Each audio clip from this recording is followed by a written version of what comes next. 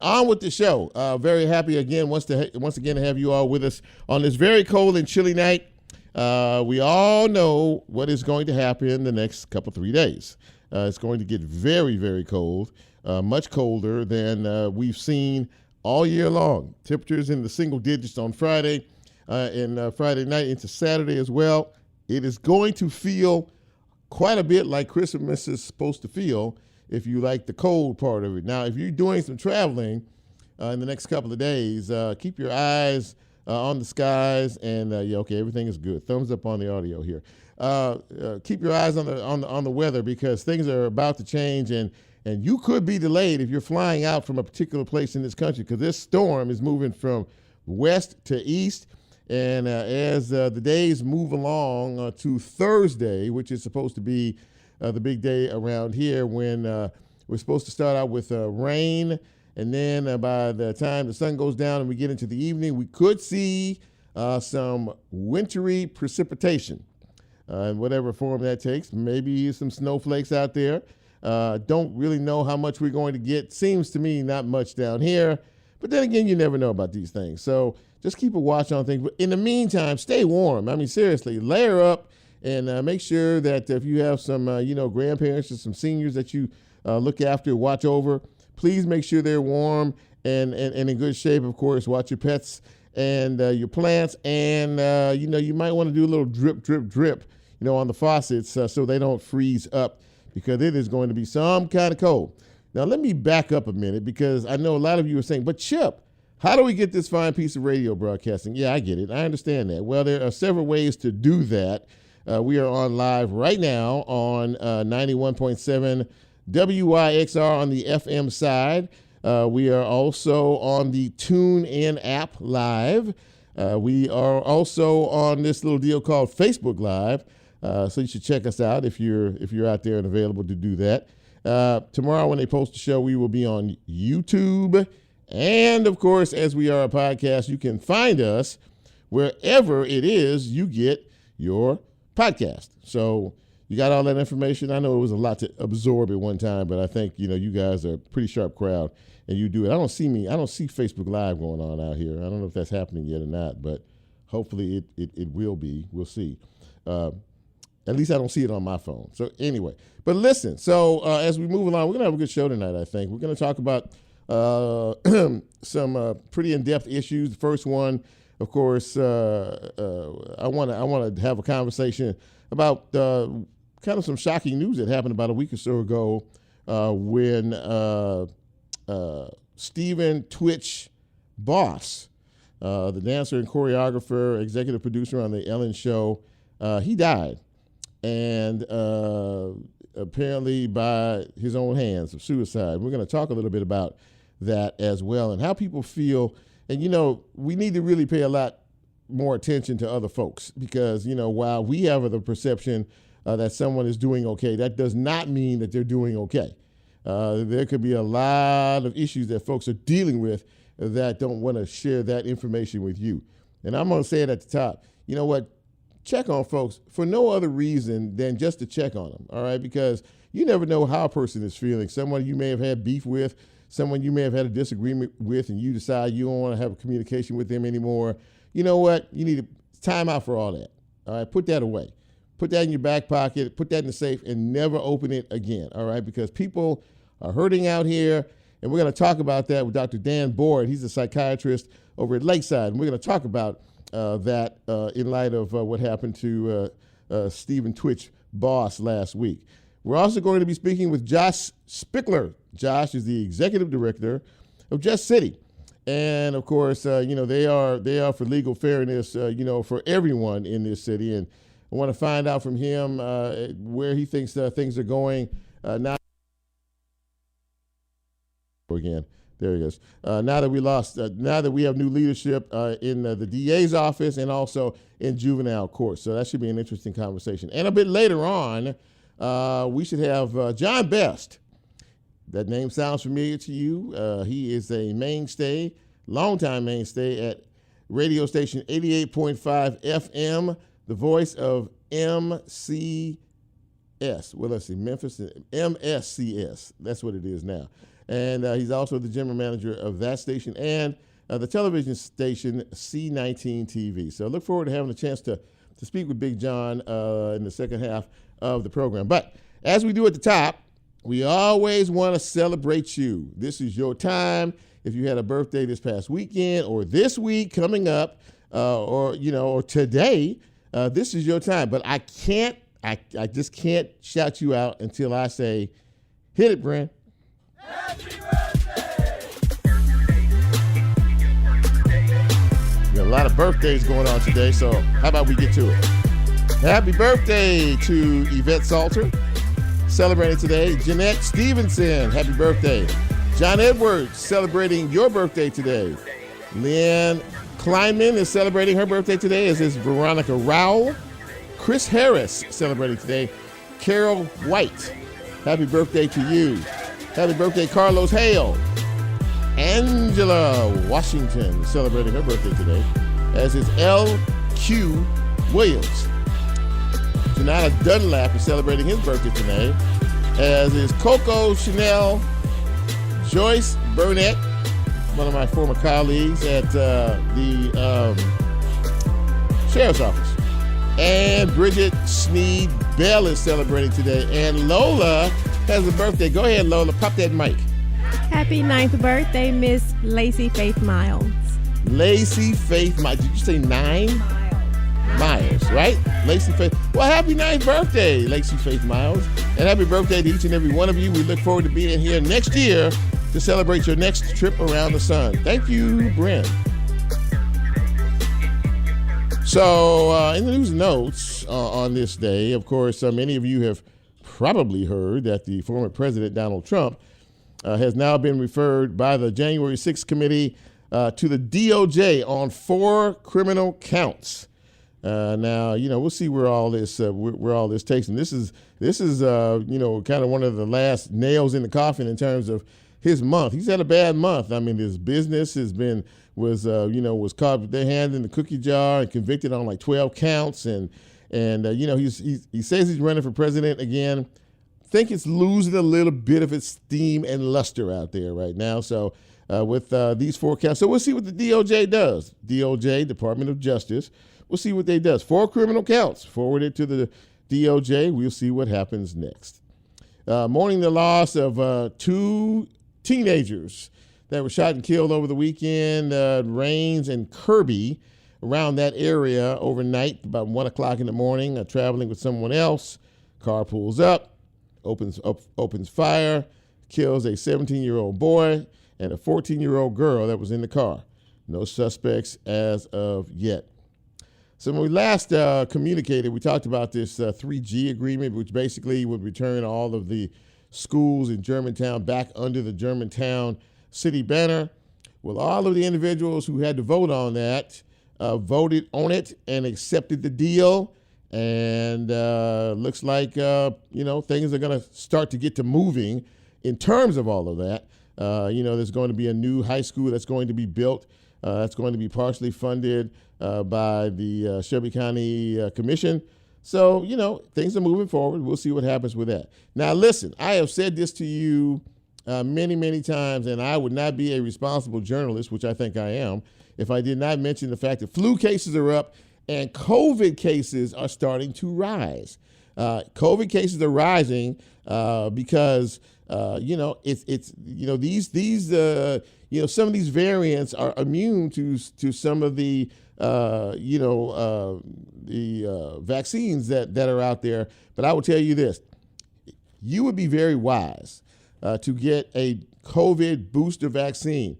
I got one today. I have my hand up. If you're watching me on Facebook Live, I have my hand up. I got my booster shot today. It's very, very, very important. Also, for folks who are immune compromised, please go out and get the booster, okay? Now, I'll say this again. The disclaimer is very simple. Does not keep you from getting COVID because it's everywhere. Nobody's wearing a mask. Nobody's protecting themselves. People sneezing all over everybody in the whole 9 yards. But if you get it, it may minimize the symptoms that you will have. So please, please, please, seriously, go out and if you hadn't gotten the flu shot, get the flu shot, all right? Because flu is as bad as it's been in a decade. And again, COVID numbers are going up in the United States government. When they start sending out free COVID testing again, which they're starting to do now, you can, send off to get a free COVID test. That means that something's up. All right. So once again, please think about it and get that done if you can. I mentioned last week that there were a lot of concerts coming to town, and Lola got all excited when we talked about. So Patti LaBelle is coming, right? I like Patti LaBelle, and of course Lizzo will be here in April. She's big time. Janet Jackson will be here, with her Together Again tour, along with Ludacris. And the New Edition is coming here as well. So, there are a lot of shows coming to Memphis, Tennessee. And, of course, in November of next year, the one and the only Anita Baker. Lola, you like Anita Baker? No. You think you're going to go to the concert? Yeah. We can't hear you. I was trying to get you to turn Yes, the mic. I will be there to see Miss Anita Baker. All right. What about Janet? Yes, Miss Janet and Miss Lizzo. Yes, and Miss Patty too. Yes, hey TT Patty. Oh, Lord have mercy. You got a lot of money. You hang out with you, got a lot of money. These tickets going to cost a lot of money, man. But listen, a lot of good entertainment coming to the big city next year. So get out there and buy, and support all of your favorite artists that are coming to M-Town in 2023. You got anything to add? You were looking at me. I was there. Okay, that's right. All right, so we're going to take our first break. And when we come back, we're going to talk with a man I hadn't spoken with in a while, Josh Spickler. Josh is the executive director of Just City. And if you don't know what that's all about, he's going to explain it to you. We're going to talk about some of the legal doings and if the new administration is to his satisfaction. This is Real Talk Memphis for a Monday evening, a cold Monday evening. I'm Chip. You know who you are. Quick break. Right back.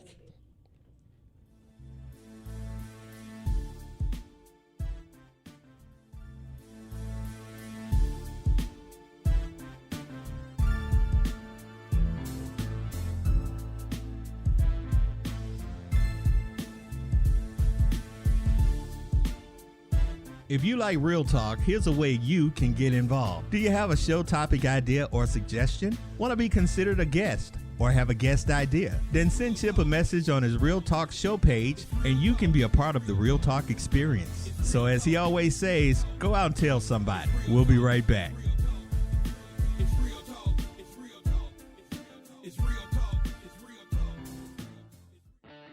Support for WYXR comes from Farm Burger. Farm Burger is your neighborhood grass-fed burger joint located in the East Atrium of Crosstown Concourse, offering custom grass-fed burgers, seasonal salads, and more. Farm Burger takes pride in their grass-fed beef and partners with local farmers such as Home Place Pastures, Bonnie Blue Farm, and Marmalou Farms. For more information, visit farmburger.com. WYXR is supported by Minglewood Hall, presenting Mo on Saturday, March 11th. For 3 decades, Mo has been known for their musical synergy, showmanship, and songcrafting. More information at minglewoodhallmemphis.com.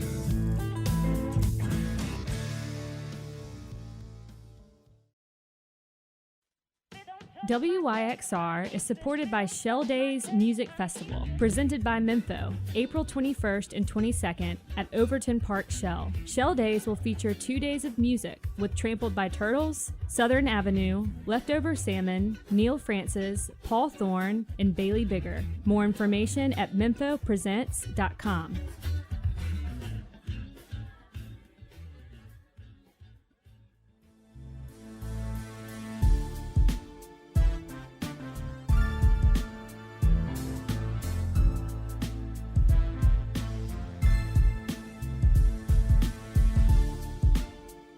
Get Real Talk on the TuneIn mobile app under WYXR, and he's now streaming live on Facebook. And you can also catch a rebroadcast on YouTube. Just put WYXR in the search box and hit subscribe.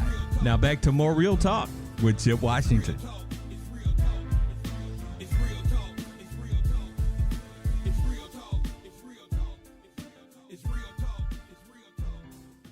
Welcome back to Real Talk Memphis on this chilly Monday evening in the city. Very happy to have you with us. And, of course, very happy to have my first guest. Have not spoken with him on air probably in about 2+ years, maybe closer to 3. But very happy to have him back with us. He is Josh Spickler. He is the executive director of Just City. And Josh, it's good to see you, and I'm happy that you were able to return back to Real Talk Memphis. Good to see you, Chip. Thanks for having me back. Absolutely. So, for the uninformed, kind of tell them what Just City is all about. I know that you're for equity, in terms of, our criminal court system and a lot of other things. And that's going to lead me into another question. But let folks know kind of the philosophy of Just City. Sure. We're about 7 years old. We formed when I was an attorney in the Shelby County Public Defender's Office. And our mission is to just make sure the criminal legal system works for everyone, no matter of wealth, no matter of race, ethnicity, that it's fair for people who go through it, that it brings accountability to people who have broken the law, but that it does so fairly, that it gets justice for victims, that it protects us and actually improves public safety. There are plenty of areas that I can point to in this system where it does not do any of those things. And so we've got a few programs that we work on some of those issues. So, I know that you're pretty well connected with some of the folks who handle these things on a daily basis, like our new DA, Steve Mulroy, and of course the juvenile court Judge Tarek Sugarman. And I've, full disclosure, I've seen you, a few times, out and about meeting and talking with folks.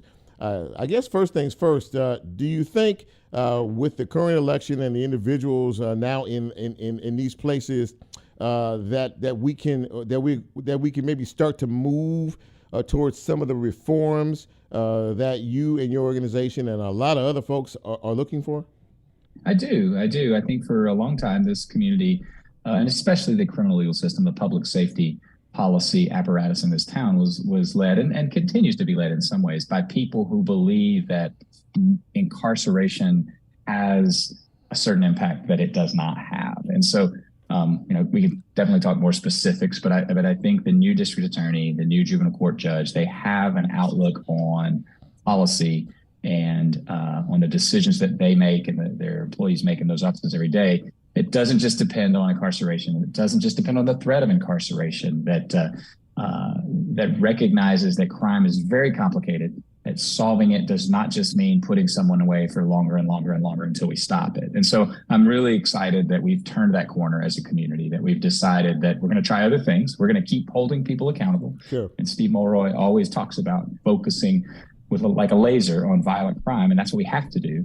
But there are plenty of other areas in this system where incarceration is not the answer, where prosecution is not the answer. And so I'm hopeful that, we'll make some progress in some great areas over the next few years. I would imagine that that in those two particular positions, listening is to the community is a great part of what really needs to happen. Organizations like yours and others out there who have suggestions and ideas on what real reform looks like. But I want to ask you a question about what we are all dealing with these days, and that is the extraordinary escalation of juvenile crime.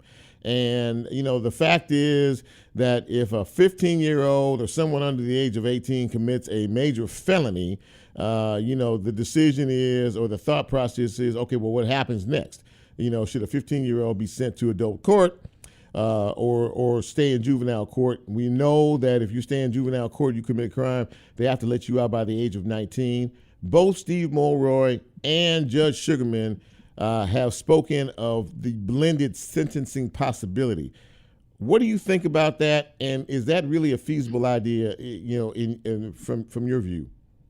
Well, no, back up real quick if I can. And we don't have a lot of time, but this idea that there is this rapid escalation, that there is this crisis on our hands, this narrative needs a little pushback. I'm not saying that juvenile crime is not up. I'm not saying that it doesn't feel like it's up. I'm certainly not saying that there's a lot of reporting and news stories about youth involved in crime. Those are all true things. Mm-hmm. But you look at the data and you dig down, this is not crisis level stuff. There was an article in the Commercial Appeal in the Daily Memphian just last week about youth involved in homicides. And the headline was something like, on the rise. And it was one incident year to year. So that narrative that things are crazy out of control needs a little pushback because we have a problem and we should deal with it. And to your question, yes, I think that obviously there's a middle ground here somewhere where, you need the ability to provide people's needs and hold them accountable beyond the age of 18. Mm-hmm. And the blended sentencing is what you mentioned. Mm-hmm. I don't think we've had enough of an opportunity in this community with the district attorney, with the new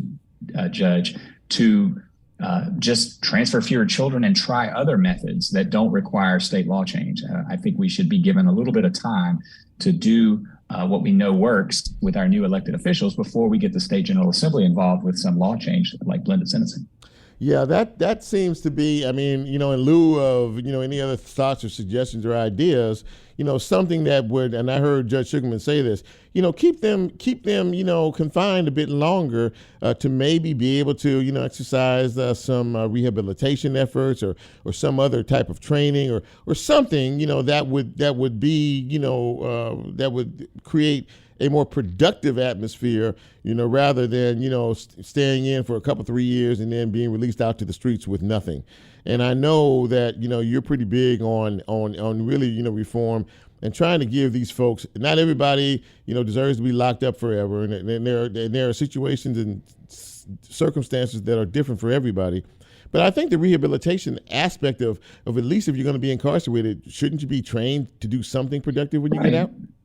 Of course. And that's another, I think, issue you've identified with blended sentencing is that it only works if we do those things you're talking about, right? If we provide the resources to rehabilitate, to train, to support people who have needs, people who have maybe harmed and need to be held accountable or punished for that, but they also have needs. And our current system doesn't meet those needs in any way, shape, form, or fashion. It's very difficult to make a case that our current system, whether youth or adult focused, rehabilitates people when they're in custody. And so to have a blended sentencing option without those supportive services, without a new approach to how people spend their time while they're incarcerated, it's not going to work. It's simply going to include more people, which is what we've been trying for 30 years and hasn't worked. So you're exactly right, but that comes first. Support services, options other than sitting in a cage for 3, 4, 5 years or decades is got to be part of this equation. I don't know if you heard about this today or not, but I did hear something in this morning reference to the fact that Illinois is now the only state in this country that has eliminated cash bond. And I know you have some thoughts about that. First of all, what do you think about that?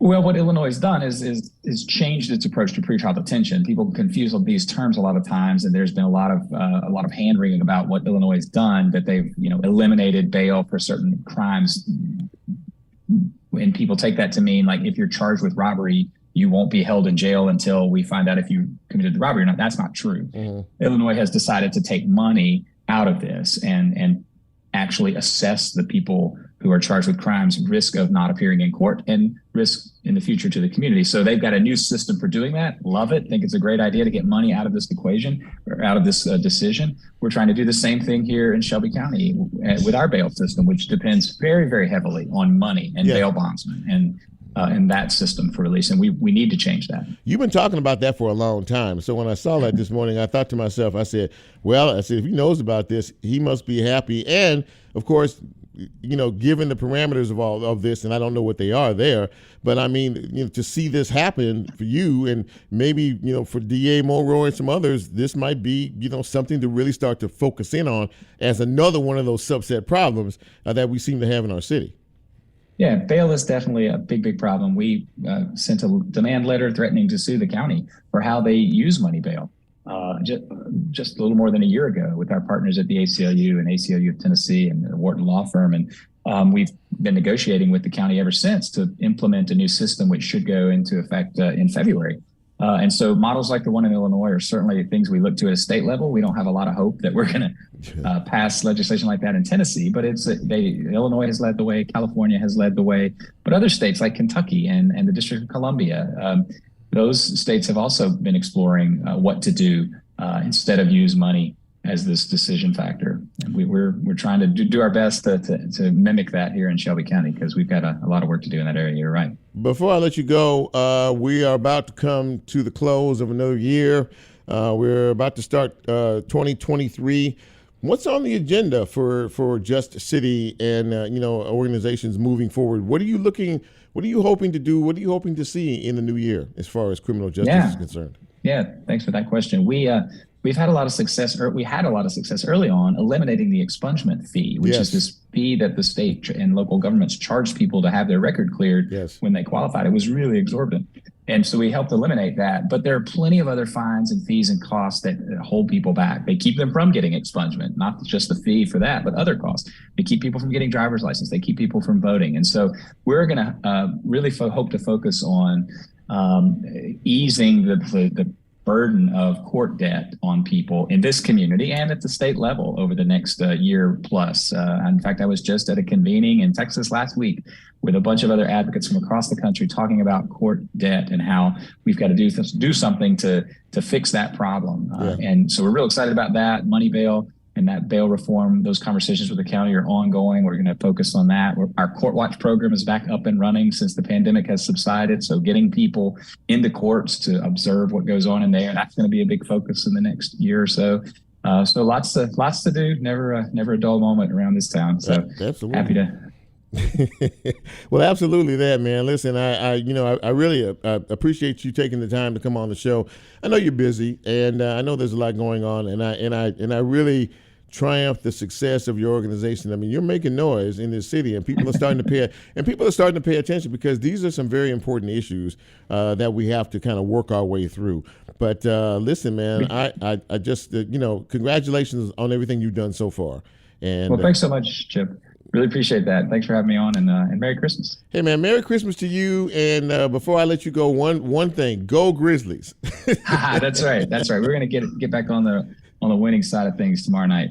Merry Christmas, Josh. Happy holidays. We'll look to talk to you sometime in the future. Okay, thanks, Chip. All right, bye-bye. Josh Spickler, ladies and gentlemen, a great guy, the executive director of Just City, talking about the agenda and some things that need to be done in the criminal court area of our city and state. And I tell you, we need more advocates like him because in his organization, because they are doing the thing that needs to be done. God bless each and every one of them for that. We're going to take our next break, and when we come back, we're going to shift gears a little bit. And I mentioned at the top, if you weren't with us, about Stephen Twitch Boss, a very well-known dancer, performer. He worked with Ellen DeGeneres on her show for years as an executive producer. He took his life last week, which is still a very big shock to everybody. And I want to talk to somebody about how folks feel this time of year. It's a conversation that's very important and that we need to have, because just because someone looks normal, quote unquote, on the outside, doesn't mean they're not having some serious issues on the inside. This is Real Talk Memphis on this cold Monday night. I'm Chip. Quick break, right back.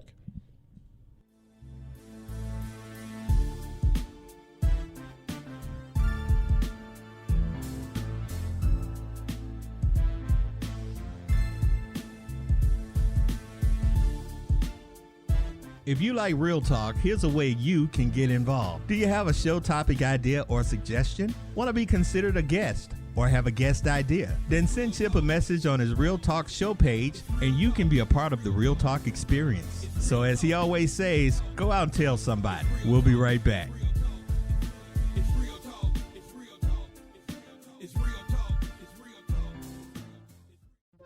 WYXR is supported by the Orpheum Theater, presenting Mannheim Steamroller Christmas by Chip Davis on Thursday, December 29th. The spirit of the season comes alive with the sound of Mannheim Steamroller, a holiday tradition for over 35 years. More information at orpheum-memphis.com. Music meets you wherever you are. A great record finds you, and the trick it pulls off is that it records you. The music always remembers who you were when it first hit you, and for the rest of your natural-born life, wherever you go, music can take you back to whoever you were. At Loaded for Bear, the way we approach art and brand design is to find our clients wherever they really are, meet them there, and create lasting work that captures who they are. Just like y'all, we're from Memphis, and we're listeners. Loaded for Bear is proud to ride for WYXR and community radio anywhere. This is Will Goodwin, co-founder at Crosstown Brewing Company. Just like WYXR, Crosstown Brewing supports Memphis music and our neighbors who use their talents to make it. Our beers can be found at our 3,000 square foot tap room right here at the Crosstown Concourse and at your favorite bars, restaurants, and stores throughout Tennessee, Mississippi, and eastern Arkansas. Enjoy.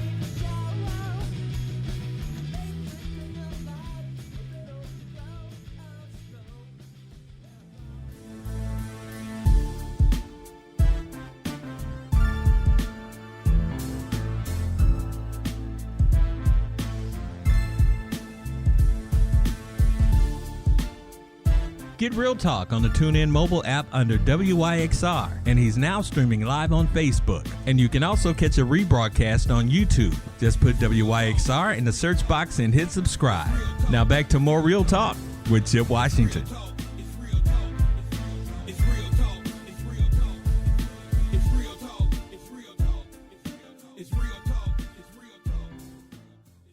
Back to Real Talk Memphis on this Monday evening. Very happy to have you with us. And as I stated at the top of the show and before the break, this is a tough time of year emotionally for a lot of folks, for a lot of reasons, right? And a lot of times we don't talk about things like this, but yeah, I mean the later parts of the year as we get into the holiday season from like Thanksgiving on, for a lot of folks for various reasons. Emotionally, it's very, very tough. And we've been talking about the very high-profile suicide of Stephen Twitch Boss, which shook. I mean, the entertainment world is still completely stunned. As to what was going on with him. He's 40 years old. He's beautiful family. Apparently 2023 was looking really good from a career perspective for him. A lot of things to look forward to. And he decided one day last week to end it and, to leave folks with that question. Well, anyway, I wanted to kind of explore this a little bit with my guest. His name is Dr. Dan Boyd, and he is a psychiatrist working with the Lakeside group out there. And Dr. Boyd, thank you for coming on the show tonight. I really appreciate it. Thank you for having me. So, you and I talked a little bit about this offline. And, Yes. I guess, for me, I don't know if this is something that you can explain. I don't know the psychology behind, what folks are going through. I mean, you can't see through a person, but we know that, and am I right in saying that this time of year you see a lot of incidences of this in particular? Unfortunately, you can see it throughout the year, and it actually gets worse in the spring. Not really sure why it's worse in the spring, but the spring is typically the worst season of the year for some reason. That surprises me, and so I guess how do we? I guess the best thing for a lot of us, and what would you suggest? I mean, in terms of how we deal with other people. Basically, we don't know what people are going through. We don't know what they're thinking. We don't know their lives are all. I mean, how do we deal? How do we cope in times like this? Right. So, I think I see a skewed population because I'm seeing people typically that are coming to the hospital. A lot of people don't need that much. They just need, to reach out, not give up, talk to a friend. There's a spectrum, right? On one end, there's the people that just need to talk to a friend or a relative and not stay in their own head and reach out. Then there's the other extreme that, needs to go in a hospital.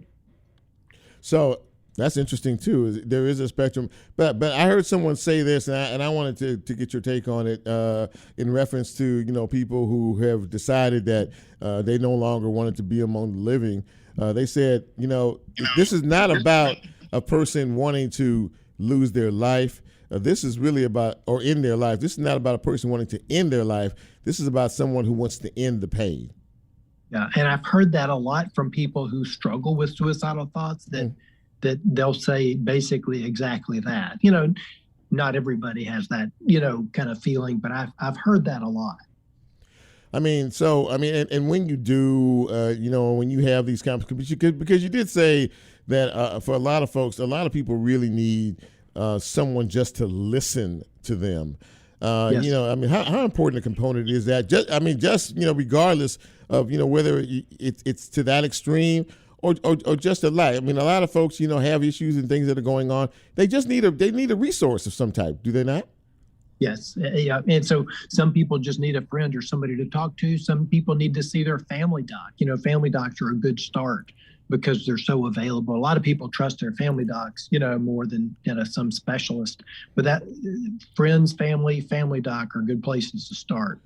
And just really be kind of honest, with your feelings. And I mean, I know that people use the terminology, and I really have a problem with this, to be honest with you. But people say, when a person commits suicide, it's a selfish act. And I mean, there's a lot of ways to interpret that, but how do you interpret that? Yeah. My thinking is that suicide is a human behavior, and like any human behavior, 100 people do it for 100 different reasons. And some people, maybe it is selfish, but I think most people are just hopeless and desperate and they don't see a way out. And at the time of the suicide, it's almost as if they're not in touch with reality. Things look so depressing and so sad that they just don't see any hope that they would, say, if they weren't in that state, be it depression or whatever else. Do you categorize that? And I'm not, again, I'm not a doctor and I have no idea, but do you categorize that in any way as a mental health issue, or is it something different? So much of what we see when we see suicide attempts, for example, and then people come to us, is often one of the big, like, clinical depression or bipolar depression or schizophrenia or alcohol and drug troubles. Those are big drivers of suicide, be it depression, clinical depression, bipolar, schizophrenia, or alcohol and drug troubles. Those are big drivers of suicide. Clinical depression. You use that term, the depression, clinical depression. What is clinical depression? Yeah. So that's, we use the word, we have our little nomenclature, they call it Diagnostics and Statistics Manual. It's kind of like our Quran or Bible, but it uses the word major depressive disorder. And it basically, I think when we're saying that, we're saying something that's a biological depression. Some people have kind of more of a social depression or environmental depression. They broke up with their boyfriend or girlfriend, so they're sad. But then some people have these biology depressions where, it runs in the family. Their grandfather suicided, their grandmother almost killed herself. And those folks are the ones that do well on medicines, typically.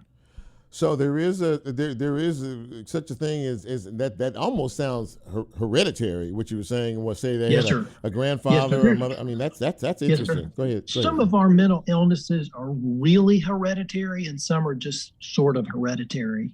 So like schizophrenia is largely biological, genetic, hereditary. Bipolar is. Depression can be, but then it can be just situational because so many terrible things just happen to somebody. How do you decipher that? Just through conversation?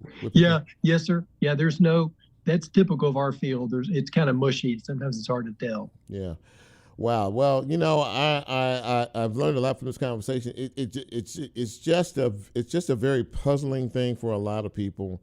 It is a very, depressing thing for a lot of people. But I mean, honestly, as a psychiatrist and someone who does what you do, before I let you go, please give some type of, advice or, to people who are going through depressive periods, maybe thinking, some of those dangerous thoughts and other things, what they need to do in situations like that. And so I guess my main message is don't give up, reach out, get some help, because probably somebody can help you. If you're having suicidal thoughts, probably something's not right.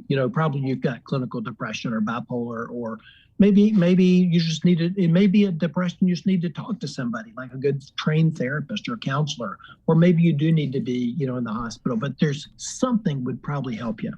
So, and at the end here, there's no shame. I mean, honestly, a lot of people have a lot of problems, based on a lot of different things. But I think the main point is there's no shame in admitting that you have that, correct, and getting treatment for it. You're right. Yeah. Big time. Yeah.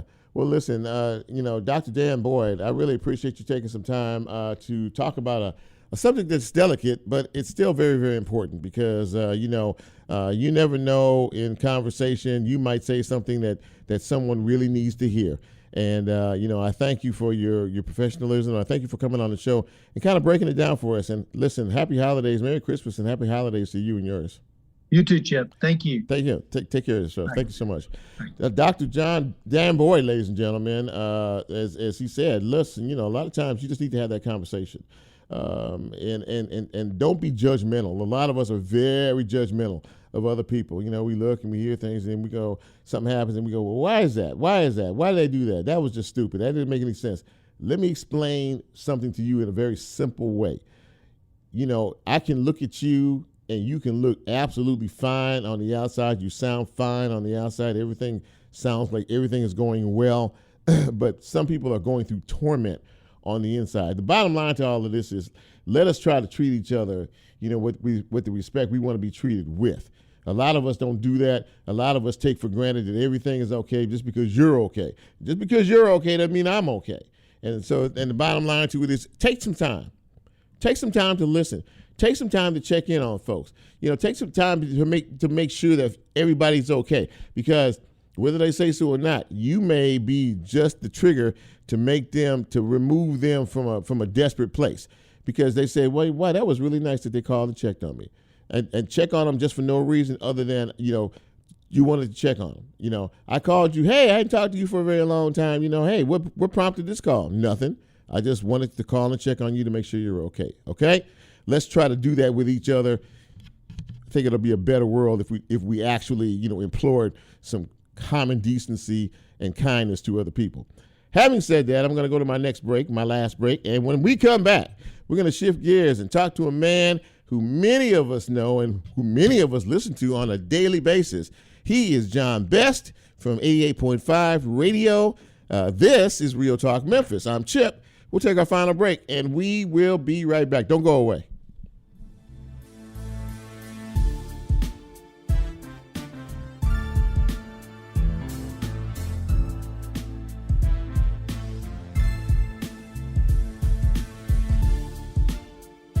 If you like Real Talk, here's a way you can get involved. Do you have a show topic idea or suggestion? Want to be considered a guest or have a guest idea? Then send Chip a message on his Real Talk show page and you can be a part of the Real Talk experience. So as he always says, go out and tell somebody. We'll be right back.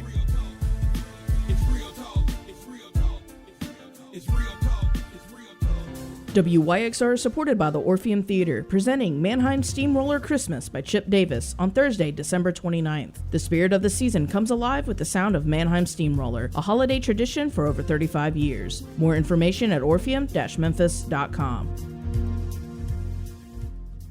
This is Clark Ortiz, co-founder at Crosstown Brewing Company. We are proud to be WYXR's official beer sponsor for 2022. Memphis music deserves Memphis beer. Working with the WYXR team has been an awesome way to support local community radio and foster a deeper connection with music while doing it. Our Instagram and Facebook pages feature all the updates regarding CBC and WYXR's frequent collaborations. Enjoy following along. WYXR is supported by Minglewood Hall, presenting Mo on Saturday, March 11th. For 3 decades, Mo has been known for their musical synergy, showmanship, and songcrafting. More information at minglewoodhallmemphis.com.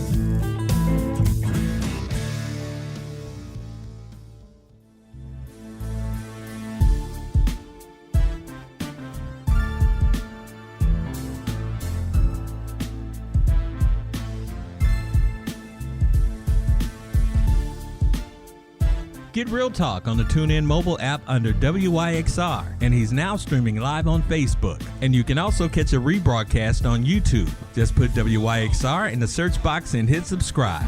Now back to more Real Talk with Chip Washington.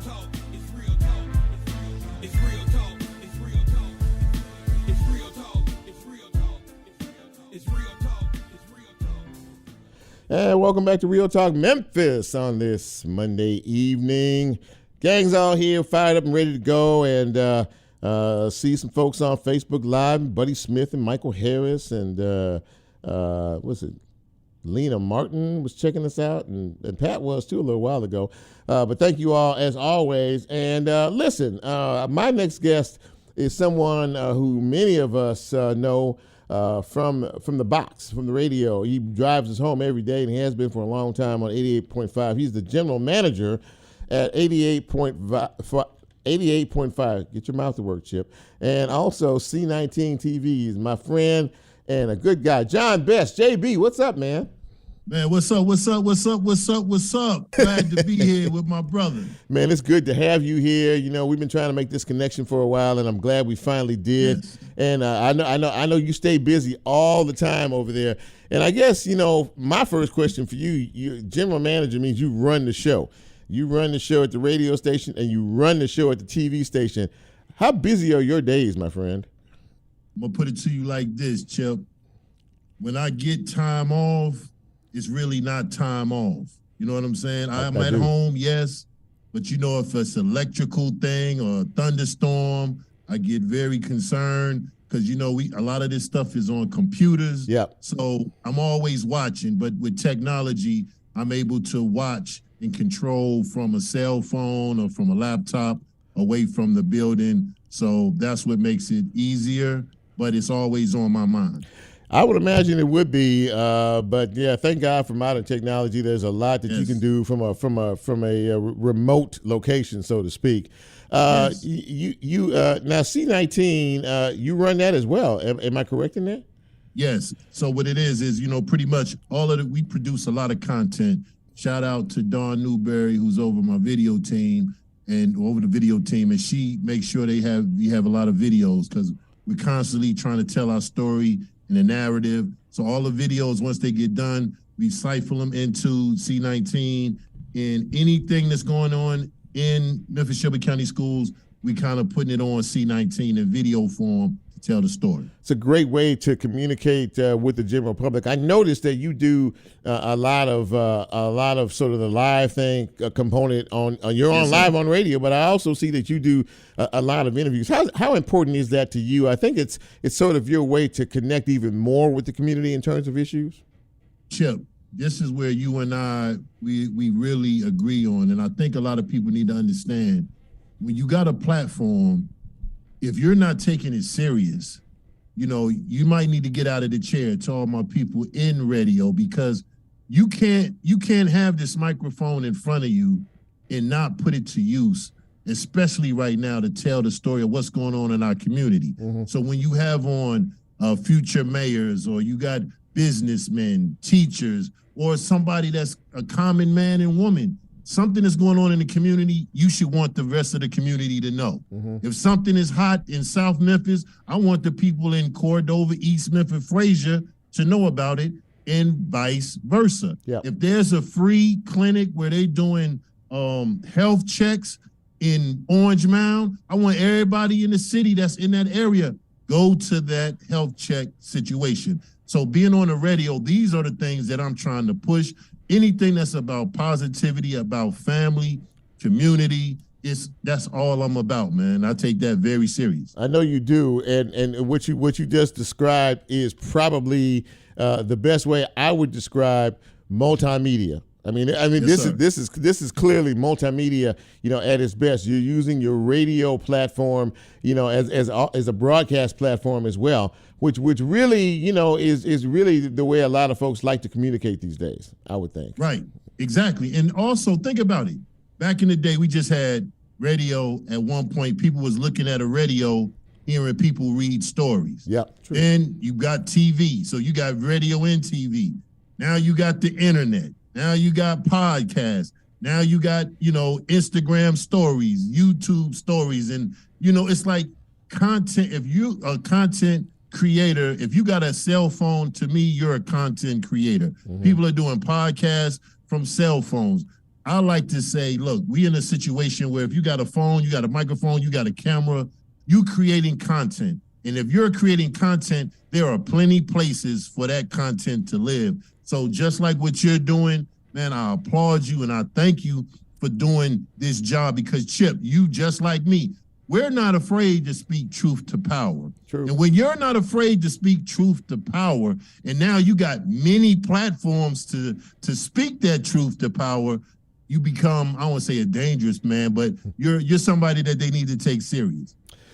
If you're just joining us, we are spending a few minutes with John Best. He is not only a radio personality, but the general manager of 88.5, the voice of Memphis MSCS. I'm still working on that. There you go. MSCS. There you go. Give me some time. Give me some time on it. But listen, one of the things that I really love about you, and really the format of the station, which I'm pretty sure you had a lot to do with formulating, is the fact that you train these young folks who may have an interest in wanting to pursue this end of the business. Tell me how important that is to you, and really what message you're trying to send, because you're very, very supportive of our young folks, and I really appreciate that.